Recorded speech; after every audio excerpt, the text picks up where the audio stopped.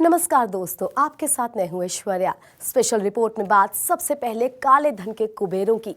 एक के बाद एक छापेमारी से काली कमाई करने वाले बौखला गए हैं, लिहाजा अब इनकम टैक्स के अफसरों की जांच में अड़ंगा डालने की कोशिश कर रहे हैं। बेंगलुरु में इनकम टैक्स की टीम ने करीब 3 करोड़ की ब्लैक मनी पकड़ी। नोटबंदी के बाद से नई करेंसी लाने के लिए जहां एक ओर आम जनता बैंकों की लाइन में खड़ी है, वहीं दूसरी ओर कई शहर से कारोबारियों और बिचौलियों से नई करेंसी बरामद हो रही है। देश भर में हो रही इस कार्रवाई से पुरानी करेंसी के साथ साथ 2000 के नए नए नोट भी जब्त हो रहे हैं। आज नोटबंदी के 47वें दिन भी ब्लैक मनी मिलने का सिलसिला जारी है। कल एक बार फिर से पुणे से लेकर चंडीगढ़ तक करोड़ों रुपए बरामद हुए।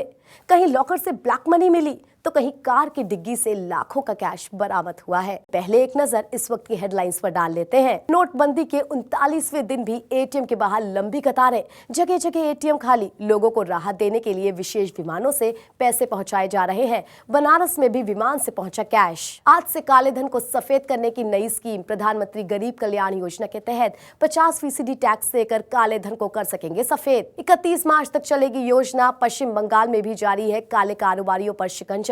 कोलकाता में करोड़ों के नए और पुराने नोटों के साथ 3 लोग गिरफ्तार। लुधियाना के खन्ना ज्वेलर्स पर आयकर का छापा, 16 करोड़ से ज्यादा अघोषित संपत्ति का खुलासा। गुरुग्राम में बस स्टैंड से करीब 10 लाख के नए नोट बरामद, 2 गिरफ्तार। जयपुर में एक गोदाम में लगी भीषण आग, दमकल की 12 गाड़ियों ने आग पर काबू पाया। नोटबंदी के अचानक फैसले लेने के बाद प्रधानमंत्री नरेंद्र मोदी के दिमाग में क्या है? क्या इसी वजह से जांच एजेंसियां एक्टिव हो गई हैं?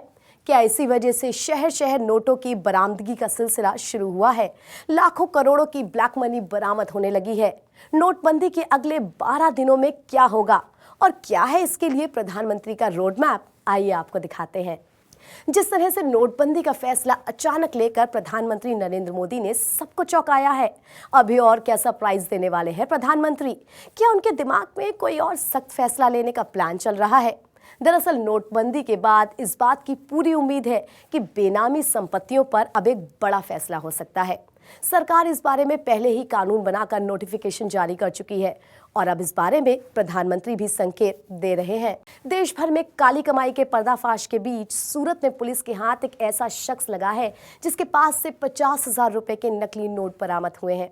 ये सभी नोट 500 के पुराने नोट थे। बड़ी बात यह है कि यह शख्स पाकिस्तान का रहने वाला है। पुलिस की गिरफ्त में आया बुरहानुद्दीन सज्जाद नाम का यह शख्स पाकिस्तान के कराची शहर का रहने वाला है। बुरहानुद्दीन के पास से 500 के नकली नोटों के अलावा 300 के डॉलर, एक passport, mobile, 2 Pakistani SIM card और एक भारतीय सिम कार्ड भी मिला है। पुलिस के मुताबिक बुरहानुद्दीन के पास पासपोर्ट के नाम पर सिर्फ विजिटर वीजा था। वो 12 सितंबर को कराची से निकला, वहां से लाहौर के रास्ते अमृतसर पहुंचा और फिर मुंबई जा रहा था। अब वक्त है T20 में एक छोटे से ब्रेक का। इसके बाद आपको दिखाएंगे कहां कहां पकड़े गए काले धन के कारोबारी और चाय वाला कैसे बना 300 करोड़ का मालिक। T20 में अभी वक्त है एक और छोटे से ब्रेक का। इसके बाद आपको दिखाएंगे ब्लैक मनी के बाद अब कौन से एक्शन की तैयारी में है पीएम मोदी और कहां कैश नहीं मिलने पर रो पड़े पूर्व सैनिक। स्पेशल रिपोर्ट में आज के लिए बस इतना ही। मुझे यानी ऐश्वर्या को दीजिए इजाजत।